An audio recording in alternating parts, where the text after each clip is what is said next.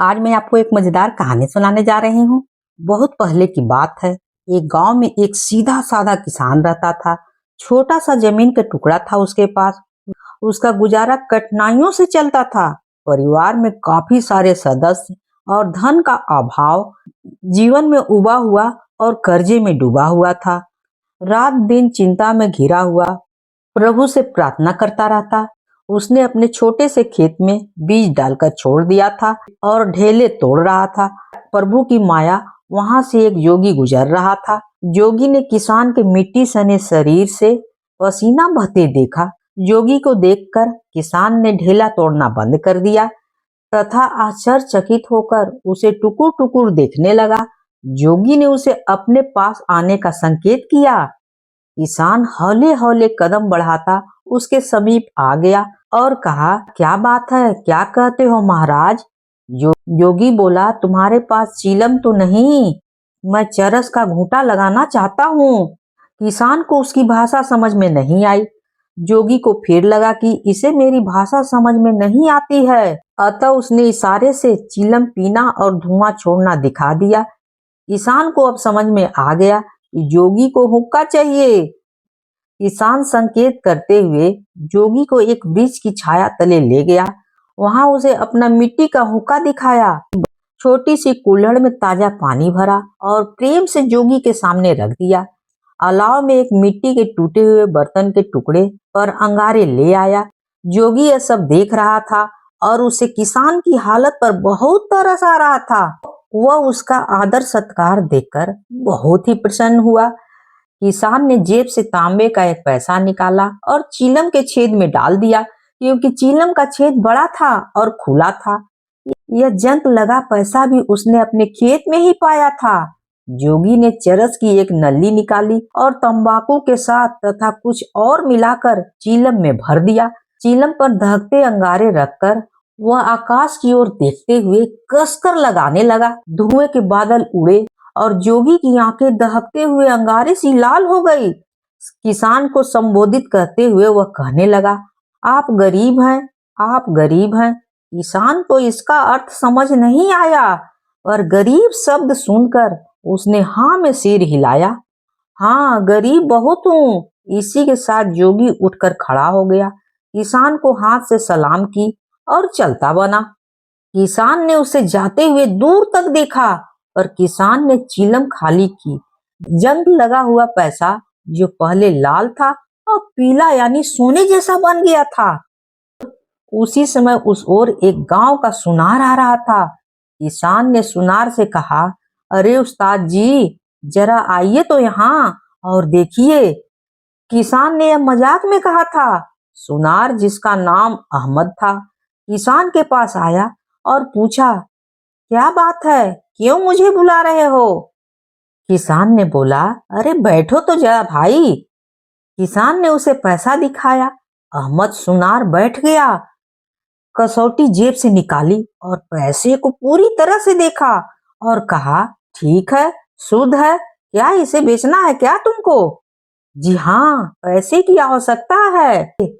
सुनार ने 111 रुपए निकाले और किसान को देने लगा। किसान हैरान हो गया और सुनार से कहा, अजी मजाक क्यों करते हो? क्या बात है, कुछ हक बक में तो हो। मैं मजाक क्यों करने लगा? तुमको मजाक सूझ रहा है? लो, और 500 रुपए देता हूँ, बस इससे अधिक नहीं दूंगा। किसान को लगा कि सुनार मजाक ही कर रहा है। इस तांबे के पैसे का इतना मोल? जब सुनार 500 रुपए और देने लगा तो किसान ने बिस्मिल्लाह करके पैसे लिए। सुनार उठ खड़ा हुआ और सोने का पैसा लेकर वहां से चल दिया। किसान हैरान था कि जोगी ने इस तांबे के पैसे को आन शान में ही कैसे सोने में परिवर्तित कर दिया। काम छोड़कर वह जोगी को खोजने उसी दिशा में चला गया जिधर वो गया था। दिन ढलने से पहले उसने एक स्थान पर जोगी को लेटे नींद में मस्त पाया। उसे पाकर वह बहुत खुश हुआ और उसे जागने की प्रतीक्षा करते रहा। जोगी किसान को देखते ही चकित हुआ। किसान उसके चरण पकड़कर विनय करने लगा कि मुझ पर कृपा कीजिए, मैं बहुत गरीब हूँ और जोर जोर से रोने लगा। जोगी को किसान पर दया आ गई और उसने कहा कि तुम्हें मेरे साथ 7 दिन रहना होगा। किसान तैयार हो गया। फिर जोगी ने किसान को सूखी लकड़ियां लाने और धूनी जलाने को कहा। किसान ने तुरंत ही इसे कर दिया। जोगी ने भूमि में एक छेद बना दिया। इस छेद में अपने लाठी का निचला हिस्सा घुसेड़ दिया और अगले भाग पर अपना माथा टिकाकर साधना करने लगा। किसान धूनी में लकड़ियां डालते रहा, अपने लिए थोड़ा बहुत कुछ न कुछ बनाता गया और दिन काटता गया। 7वें दिन जोगी द्वारा बनाए गए छेद से एकदम एक मोटी जलधारा निकली, जिसने आसपास को जलमग्न कर दिया। किसान यह देखकर दूर भाग गया और चकित होकर देखने लगा, यह क्या माजरा है। फिर जल गायब हो गया और जोगी ने किसान को इशारे से अपने पास बुलाया। वह जोगी के पास आया। जोगी ने उसे एक गोल ठीकरा दिया और कहा, लो, यह तुम्हारे लिए समुद्र से लाया हूँ। इसे घर में किसी संदूक में रखना, तुम मालामाल एवं आबाद हो जाओगे।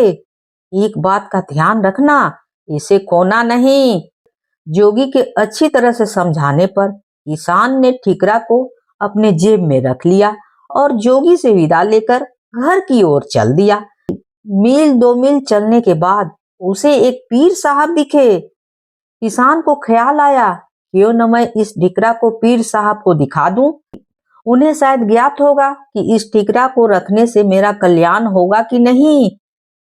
ठीकरा पीर को दिखाकर इसे प्राप्त करने का सारा किस्सा भी उन्हें सुनाया।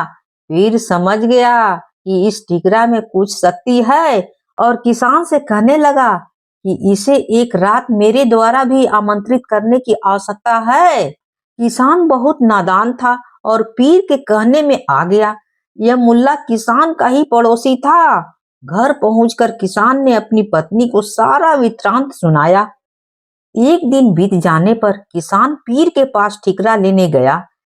पीर मुस्कुरा गया और उल्टे उसने कहने लगा कि तुम बकवास करते हो। किसान ने बहुत कुछ कहा और चिल्लाया, पर किसी ने उसकी न सुनी। लोगों ने उससे कहा कि तुम पागल हो गए हो। वह बहुत पछताया और परेशान हो गया। सोच विचार करने के बाद वह जोगी के खोज में निकल पड़ा। पूरे एक दिन खोजने के बाद उसे जोगी मिल गया और रोते रोते उसने सारी दास्तां सुना डाली। किसान ने जोगी के पैर पकड़ लिए और बहुत विनय की। जोगी मन ही मन कहने लगा, यह नादान है। ठीकरा उसके हाथ दिया।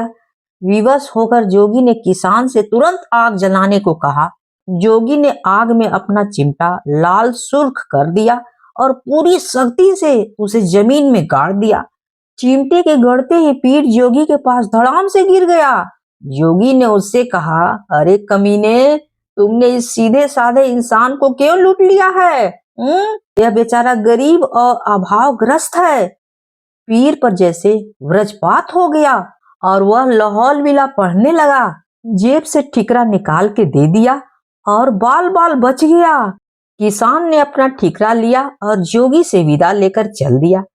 पीर को दंड मिला कि वह पूरे 1 महीने तक जंगल से अलाव के लिए सूखी लकड़ियां इकट्ठी करके लाएगा, तभी उसकी जान बख्श दी जाएगी। किसान 1 महीने में ही अपने क्षेत्र का बड़ा व्यापारी बन गया। मुल्ला जब लौटा तो हैरान हो गया और पछताने लगा। वह किसी को भी मुंह दिखाने लायक नहीं रहा, क्योंकि वह तो ठग निकला, क्योंकि सीधा साधा किसान को उसने ठग लिया था। और किसान का परिवार खुशी खुशी रहने लगे। अगर कहानी अच्छी लगी हो तो please like share and subscribe जरूर कीजिएगा, भूलिएगा बिल्कुल नहीं। कहानी होती है समाप्त।